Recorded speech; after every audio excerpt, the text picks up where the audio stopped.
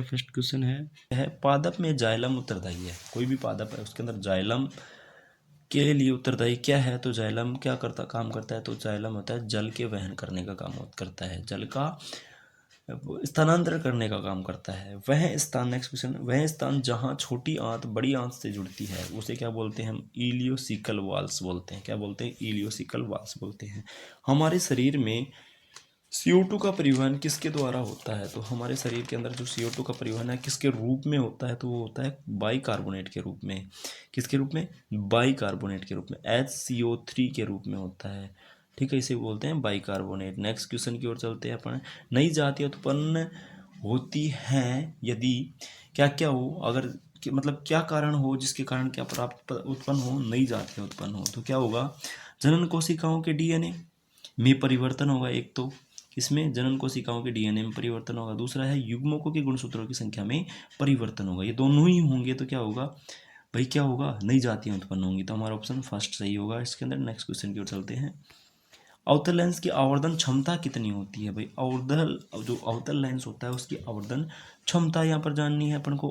अवतल लेंस की आवर्धन क्षमता कितनी होती है भाई, एक से क्या होती है, कम होती है, सदैव एक से कम होती है। तो सदैव एक से कम होती है आवर्धन क्षमता बोल सकते हैं। ठीक है, यहाँ पर हम बात कर लेते हैं किसकी, इसके साथ ही उत्तल लेंस की आवर्धन क्षमता। उत्तल लेंस की आवर्धन क्षमता क्या क्या हो सकती है भाई, उत्तल लेंस की आवर्धन क्षमता एक के बराबर भी हो सकती हैं। ठीक है, एक से कम भी हो सकती हैं, एक से अधिक भी हो सकती हैं। ठीक है, ये तीनों किसके लिए हैं, उत्तल लेंस के लिए हैं, इसके लिए नहीं है, उत्तल लेंस के लिए है। अवतल लेंस के लिए क्या हो गया, एक से कम हो गया। नेक्स्ट क्वेश्चन की ओर चलते हैं। अभिनेत्र लेंस की फोकस दूरी में परिवर्तन किया जाता है भाई, अभिनेत्र लेंस की फोकस दूरी में परिवर्तन किसके कारण, किसके द्वारा किया जा सकता है, पक्षमापी द्वारा किया जा सकता है। नेक्स्ट क्वेश्चन, किलोवाट हावर्स किस भौतिक राशि का मात्रक है, तो यहाँ पर क्या होगा, शक्ति का मात्रक होता है किलोवाट हावर्स।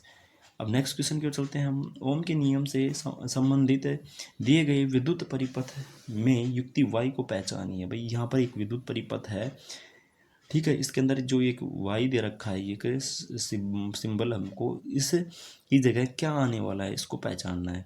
तो हम जानते हैं कोई भी परिपथ होता है, ठीक है, उसके अंदर क्या होता है, एक श्रेणी क्रम होता है और एक पार्श्व क्रम होता है। पार्श्व क्रम मतलब समांतर क्रम होता है। तो श्रेणी क्रम के अंदर हम भाई एक परिपथ होता है, उसके अंदर दो या दो से अधिक पदार्थ जोड़ते हैं जो मापने का काम करते हैं, एक विद्युत धारा और एक वोल्टेज को मापने का काम करता है। तो यहाँ पर हम जानते हैं वोल्टेज किस क्रम में जोड़ते हैं, समांतर क्रम के अंदर जोड़ते हैं किसी परिपथ के अंदर। और जो जो अपना एम्पियर होता है उसे श्रेणी क्रम में जोड़ते हैं, किस क्रम में, श्रेणी क्रम, सीरीज के अंदर जोड़ देते हैं। तो यहाँ पर क्या है, ये तो है वोल्टेज, ठीक है, ये तो कौन से क्रम में जुड़ा है, समांतर क्रम में। चलो यहाँ पर वोल्टेज है, यहाँ पर जो सीरीज के अंदर जुड़ा होगा वो क्या होगा, एम्पियर होगा। तो हमारे क्वेश्चन का आंसर क्या होगा भाई, हमारे क्वेश्चन का आंसर होगा एम्पियर, एमीटर या एम्पियर बोल सकते हैं हम। नेक्स्ट क्वेश्चन है भाई, दानेदार जिंक पर तनु HCl डालने पर कौन सी गैस मुक्त होती है भाई। दानेदार जिंक के ऊपर तनु HCl गैस डालेंगे तो कौन सी गैस उत्पन्न होगी, तो यहाँ से गैस उत्पन्न होने वाली है भाई, हाइड्रोजन गैस निकलती है। कौन सी गैस निकलेगी, हाइड्रोजन गैस। देखो कैसे, हम क्या कर रहे हैं, जिंक इसके ऊपर तनु HCl डाल रहे हैं तो ZnCl बन जाएगा और साथ में क्या निकल जाएगी, हाइड्रोजन गैस निकल जाएगी। ठीक है, नेक्स्ट क्वेश्चन को चलते हैं। दाब, उत्प्रेरक, ताप आदि को अभिक्रिया के तीर के निशान के साथ कैसे दिखाया जाता है, तो दाब, उत्प्रेरक और ताप को अभिक्रिया के जो तीर का निशान होता है उसके ऊपर और नीचे दोनों तरफ दिखाया जाता है। नेक्स्ट क्वेश्चन की ओर चलते हैं। लोहे के फ्राइंग पैन को जंग से बचाने के लिए निम्नलिखित में से कौन सी विधि उपयुक्त है, तो निम्नलिखित में से कौन सी विधि उपयुक्त होगी, ग्रीस लगाकर, पेंट लगाकर, जिंक की परत चढ़ाकर, ये सभी। तो इनमें क्या होगी, जिंक की परत चढ़ाकर। नेक्स्ट क्वेश्चन की ओर चलते हैं। कौन सी अधातु चमक युक्त होती है, ठीक है, कौन सी अधातु चमक युक्त, अभी हमने पढ़ा था भाई कौन सी अधातु है जो रूम टेम्परेचर के ऊपर लिक्विड अवस्था में होगी, तो वो क्या होगी, ब्रोमीन होगी। यहाँ पर बूझ रहा है कि कौन सी धातु चमक युक्त, अधातु चमक युक्त होती है, तो यहाँ पर अधातु होगी नाइट्रोजन। ये अधातु ही होती हुई, अपवाद है एक अधातु का, होती हुई भी धातुओं की तरह गुण रखती है, कैसी, चमकीला वाला। ठीक है, नेक्स्ट क्वेश्चन की ओर चलते हैं अपन। अम्ल क्या होते हैं भाई, अम्ल क्या स्वाद में कड़वे होते हैं, गलत बात है। अम्ल क्या करते हैं, अम्ल क्या लाल लिटमस को नीला करते हैं, ये भी गलत बात है। अम्ल स्पर्श करने पर कैसे फिसलन होते हैं, फिसलन मतलब साबुन जैसे प्रतीत होते हैं? नहीं, गलत बात है। सी ऑप्शन है कार्बोनेट के विघटन करता है। यस, अम्ल क्या करते हैं? कार्बोनेट का विघटन करते हैं।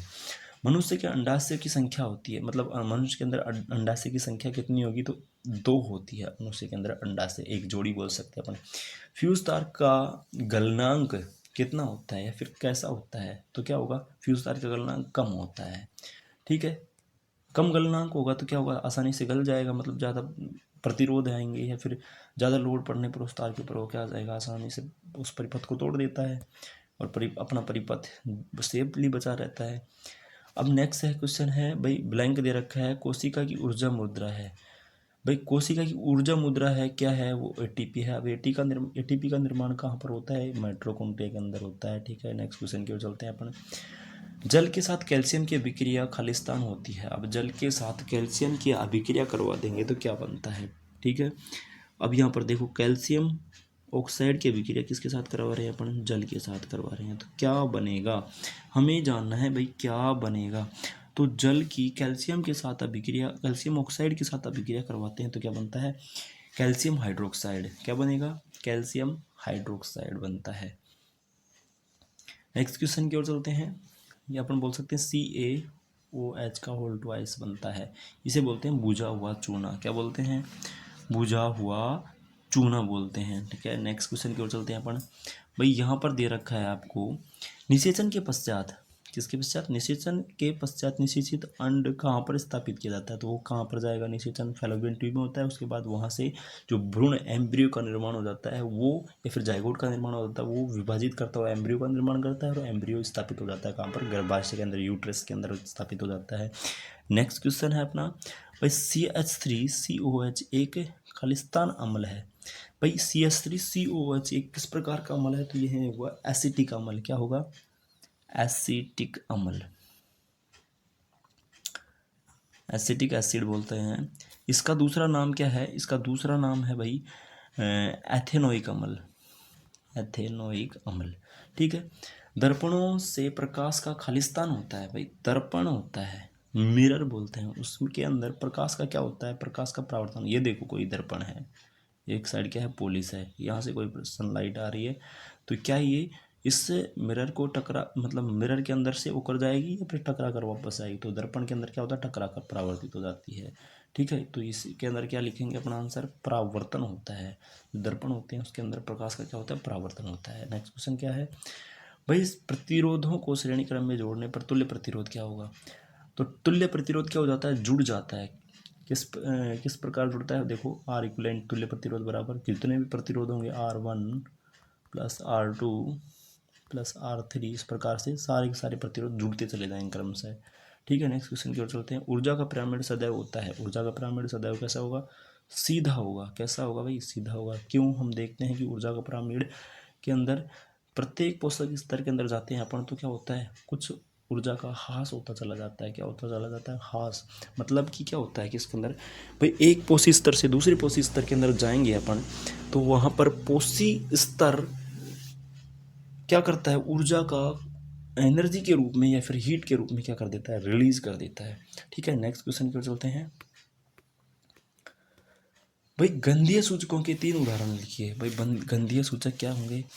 तो 3 उदाहरण में हम फर्स्ट उदाहरण की बात करते हैं अपन। भाई लौंग, एक तो हो गया लौंग। ठीक है, दूसरा हम बात करते हैं वेनिला, वेनिला। थर्ड की बात करते हैं अपन भाई अर्क। वेनिला का अर्क हो गया प्याज की बात कर लेते हैं एक। ये क्या है? 3 एग्जाम्पल हैं किसका? गंधीय सूचक का। नेक्स्ट क्वेश्चन, गंधीय सूचक क्या करते हैं? गंध को पहचान कर क्या पदार्थ की प्रकृति का पता लगाते हैं। नेक्स्ट क्वेश्चन है एक्वारिजिया क्या है? एक्वारिजिया का दूसरा नाम है अम्लराज। तो इसके अंदर क्या होता है? एक्वारिजिया के अंदर होता है नाइट्रिक अम्ल, एक तो HNO3, और दूसरा क्या होता है? HCl होता है। इसका क्या अनुपात होता है? तो नाइट्रिक अम्ल और HCl का कुछ अनुपात होता है 1:3 के अनुपात में। अगर ये दोनों इस प्रकार से हों 1:3 के अनुपात में तो किस इसे क्या कहेंगे? इस अनुपात को गंध एक्वारेजिया कहते हैं। मतलब इसके बाद जो बना उत्पाद है उसे अम्लराज बोलते हैं। ठीक है, अम्लों का राजा बोलते हैं। यह किस कारण किसके अंदर काम आता है भाई? एक यहाँ पर पूछ ले कि भाई एक्वारेजिया का काम क्या है या फिर ये क्या है। तो एक्वारेजिया का काम है मेनली, एक्वारेजिया का काम होता है जो अपनी धातुएं होती हैं, जैसे कि प्लेटिनम हो गई, जैसे कि एजी हो गई, एयू हो गई, चांदी सोना हो गया, ठीक है। तो इनकी साफ सफाई, इनका संक्षारण करना, मतलब इनकी धुलाई करना या फिर इनको गलाने का काम करता है। किसका काम होता है? एक्वारेजिया का, गंधक का, अम्लराज का कार्य होता है। नेक्स्ट क्वेश्चन की ओर चलते हैं। हीरा व ग्रेफाइट की संरचना कैसी होती है? भाई हीरा है और एक ग्रेफाइट है, तो हीरे की तो संरचना होती है त्रिआयामी या 3D के तरीके से बोल सकते हैं, त्रिआयामी चतुष्फल की संरचना होती है हीरे की। अब यहाँ पर ग्रेफाइट की बात कर लेते हैं, तो ग्रेफाइट की संरचना होती है षटकोणीय इस प्रकार से, और किसके रूप में? परतों के रूप में। एक षटकोण यहाँ बन जाए, फिर एक षटकोण और बन जाए, फिर एक षटकोण और बन जाए, इस प्रकार से परतों के रूप में होती है, षटकोणीय परतीय संरचना होती है। नेक्स्ट क्वेश्चन की ओर चलते हैं भाई। संतृप्त हाइड्रोकार्बन को जलाने पर कैसी ज्वाला की उसकी जो ज्वाला है उसकी कैसी प्रकृति होगी? भाई संतृप्त हाइड्रोकार्बन को जलाएंगे तो उसकी ज्वाला की प्रकृति, यह किस ज्वाला के साथ जलेगा? तो यहाँ सोच, नीली ज्वाला के साथ जलेगा। कोई भी संतृप्त हाइड्रोकार्बन होगा तो वो किस ज्वाला के साथ जलेगा? नीली ज्वाला के साथ जलेगा, ठीक है। नेक्स्ट क्वेश्चन की ओर चलते हैं। चलो यहाँ से एक दूसरा क्वेश्चन की ओर बात कर लेते हैं। जो असंतृप्त हाइड्रोकार्बन है, कौन से असंतृप्त हाइड्रोकार्बन, वो कैसी ज्वाला के साथ जलेंगे? तो भाई असंतृप्त हाइड्रोकार्बन्स हैं वो पीली ज्वाला के साथ जलेंगे। किस ज्वाला के साथ? पीली ज्वाला के साथ। अब असंतृप्त हाइड्रोकार्बन है, इसके अंदर क्या होता है? कार्बन की मात्रा अधिक होती है, ज्वाला के साथ कार्बन की मात्रा अधिक आती है, जिसके कारण क्या होता है? CO2 का ज़्यादा उत्पादन होता है, ठीक है। नेक्स्ट क्वेश्चन की ओर चलते हैं अपन। भाई प्रोजेस्टेरोन हार्मोन का क्या कार्य है? जो प्रोजेस्टेरोन हार्मोन है इसका कार्य को बताना है। जो प्रोजेस्टेरोन हार्मोन है इसे अपन फीमेल हार्मोन भी बोलते हैं। क्या बोलते हैं? Female hormone. तो ये क्या करता है? गर्भाशय के अंदर तैयारी करता है। जैसे ही प्रेगनेंसी होती है तो उसी दौरान क्या होता है? गर्भाशय के अंदर तैयारी करने का काम भाई भ्रूण की स्थापना के लिए, भ्रूण को स्थापित करने के लिए तैयारी करता है गर्भाशय के अंदर। गर्भधारण को भी क्या करता है? प्रोत्साहन करता है। जो गर्भाशय के अंदर जो तस्त्रीनुमा संरचना बनती है उसका भी निर्माण करने में सहायक होता है, ठीक है। नेक्स्ट क्वेश्चन की ओर चलते हैं अपना। अप्रा प्लेसेंटा क्या होती है?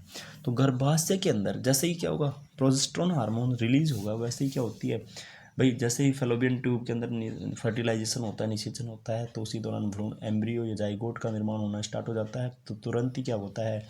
फिर गर्भाशय के अंदर मैसेज जाता है कि भाई हमें भाई भ्रूण को स्थापित करना है। तो वहाँ पर क्या? नेक्स्ट क्वेश्चन है अपना। अपरा या प्लेसेंटा क्या है? भाई अपरा या प्लेसेंटा क्या है? तो जैसे ही प्रोजेस्टेरोन हार्मोन का कार्य पूरा होता है उसी दौरान जैसे ही मतलब उसके अंदर फेलोपियन ट्यूब के अंदर भ्रूण का निर्माण, जाइगोट का निर्माण होना स्टार्ट हो जाता है। तो उसी दौरान मैसेज आता है गर्भाशय के अंदर कि भाई हमें किसका निर्माण, हमें किसका स्थापन करना है? भ्रूण का स्थापन करना है। तो इसके लिए कुछ व्यवस्था होनी चाहिए। तो वहाँ पर क्या होता है? एक मांसल संरचना, तस्त्रीनुमा संरचना का निर्माण होना स्टार्ट हो जाता है, और वो किसका निर्माण? एक मांसल संरचना का निर्माण करती है जिसे ओरनाल बोलते हैं। उससे जाकर क्या होता है? भ्रूण या भ्रूण का स्थापन हो जाता है। और वो क्या करती है भाई? प्लेसेंटा ये काम करती है भ्रूण को पोषण देना, भ्रूण को भोजन देना, भ्रूण का अपशिष्ट पदार्थों को बाहर की तरफ त्यागना, ये सभी का, इन सभी का काम कौन करती है? ये प्लेसेंटा करती है। नेक्स्ट क्वेश्चन की ओर चलते हैं। विद्युत द्वारा बनाए गए चुंबक को क्या कहते हैं? भाई विद्युत के द्वारा जो बनाई गई चुंबक है उसे क्या कहेंगे? विद्युतीय चुंबक कहेंगे। कैसी चुंबक कहेंगे? इलेक्ट्रिक मैग्नेट बोलते हैं, इलेक्ट्रिक मैग्नेट, ठीक है। नेक्स्ट क्वेश्चन की ओर चलते हैं अपन। दर्पण की फोकस दूरी तथा वक्रता त्रिज्या में क्या संबंध है? भाई फोकस दूरी और वक्रता त्रिज्या R और फोकस दूरी F में क्या रिलेशन है? तो ये व्युत्क्रमानुपात का रिलेशन होता है, ठीक है। नेक्स्ट क्वेश्चन की ओर चलते हैं अपन। दर्पण की फोकस दूरी ये तो अपन ने कर लिया। नेक्स्ट क्वेश्चन की ओर चलते हैं। प्रकाश के अपवर्तन का स्नेल का नियम क्या है, कहलाता है? क्या कहते हैं इस स्नेल के नियम को? इसके अंतर्गत क्या होता है? स्नेल के नियम के अनुसार क्या होता है कि भाई जो भी भाई अपवर्तन का नियम है तो इसके अंदर क्या होता है? आपतित किरण है, आपतित किरण की जा और अपवर्तित किरण की जा और अपवर्तित किरण, आपतित किरण की जा और अपवर्तित किरण की जा का क्या होता है? अनुपात नियतांक के बराबर होता है। तो आपतित किरण की जा इंसिडेंट और अपवर्तित किरण की जा क्या होती है, अनुपात में होती है, या फिर बोल सकते हैं कि इसका अनुपात एक नियतांक के बराबर होता है। ये क्या हो गया, स्नेल का नियम होता है। ठीक है, नेक्स्ट क्वेश्चन की ओर चलते हैं अपन। विभिन्न आहार श्रृंखलाएं मिलकर किसका निर्माण करती हैं? भाई बहुत सारी आहार श्रृंखलाएं मिलकर आहार जाल का निर्माण करती हैं। किसका निर्माण करेंगी? आहार जाल का निर्माण करती हैं। ठीक है, नेक्स्ट